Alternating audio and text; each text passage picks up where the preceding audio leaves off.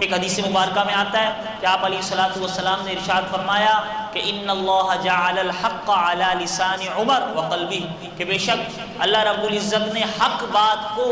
عمر کی زبان پر اور دل پر جاری فرما دیا ہے۔ عمر رضی اللہ تعالیٰ عنہ بول پڑتے تھے، جو حق بات ہے اس کو وہیں پر بیان کر دیا کرتے تھے۔ ایک حدیث مبارکہ میں آتا ہے کہ آپ علیہ الصلوۃ والسلام نے ارشاد فرمایا کہ ہر امت میں ایک محدث ہوا کرتا ہے، ایسا شخص ہوا کرتا ہے کہ جو اس کی تمنا ہو، جو اس کی آرزو ہو، جو اس کی رائے ہو، اللہ رب العزت اس رائے کے مطابق اس رائے کی پاسداری اور اس رائے کو اہمیت دیتے ہوئے اللہ رب العزت وحی یا حکم نازل فرماتے ہیں۔ تو میری امت میں اگر کوئی ایسا شخص ہے تو وہ سیدنا عمر بن خطاب رضی اللہ تعالی عنہ ہے۔ یہی وجہ ہے کہ تقریباً اسلام کے 15 یا 17 احکامات ایسے ہیں کہ وہ حکم ابھی آیا نہیں، سیدنا عمر بن خطاب رضی اللہ تعالیٰ عنہ نے خواہش کا اظہار کیا، تمنا کا اظہار کیا کہ یا رسول اللہ یہ حکم بھی ہونا چاہیے، یا رسول اللہ ایسا بھی ہونا چاہیے۔ اللہ رب العزت نے حکم بنا کر بھیج دیا۔ سیدنا عمر بن خطاب رضی اللہ تعالیٰ عنہ نے تمنا کا اظہار کیا،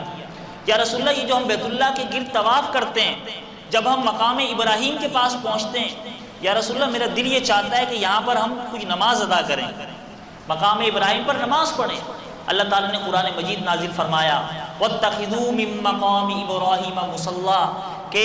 اس مقام ابراہیم کو مصلی بنا لو، نماز کی جگہ بنا لو۔ طواف مکمل ہی نہیں ہوتا جب تک طواف کے 7 چکروں کے بعد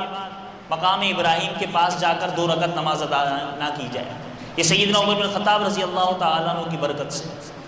سیدنا عمر بن خطاب رضی اللہ تعالیٰ عنہ نے عرض کیا یا رسول اللہ مجھے یہ بات اچھی نہیں لگتی کہ مسلمان عورتیں بے پردہ ہوں، یا نبی علیہ الصلوۃ والسلام کی بیویاں، یا نبی علیہ الصلوۃ والسلام کی بیٹیاں، یا امت کی مائیں، یا امت کی دیگر جو مسلمان خواتین ہیں ان میں اور غیر مسلم خواتین میں کوئی فرق ہمیں نظر آئے یا نہ آئے۔ اس طریقے سے کوئی ایسا حکم ہونا چاہیے کہ پتہ چلے کہ یہ اسلامی خواتین ہیں، ان کی عزت، ان کا احترام ہو۔ اللہ رب العزت نے قرآن مجید نازل فرمایا کل ازواجکا وبناتکا ونساء المؤمنین یدنین علیہن من جلابیبہن، اے نبی اپنی بیویوں کو، اپنی بیٹیوں کو، ساری مسلمان عورتوں کو حکم دے دیجئے یدنین علیہن من جلابیبہن، کہ اپنی چادروں کو آگے لٹکا لیا کریں، پردہ کر لیا کریں۔ یہ پردے کا حکم سیدنا عمر بن خطاب رضی اللہ تعالیٰ عنہ کی خواہش اور تمنا پہ اللہ تعالیٰ نے نازل فرمایا۔ ایسے میں نے ذکر کیا نا 15 یا 17 کے قریب احکامات ہیں۔ تراویح کا مسئلہ ہے، محرم الحرام سے سال کے آغاز کا مسئلہ ہے، سیدنا عمر بن خطاب رضی اللہ تعالی عنہ کی رائے کے مطابق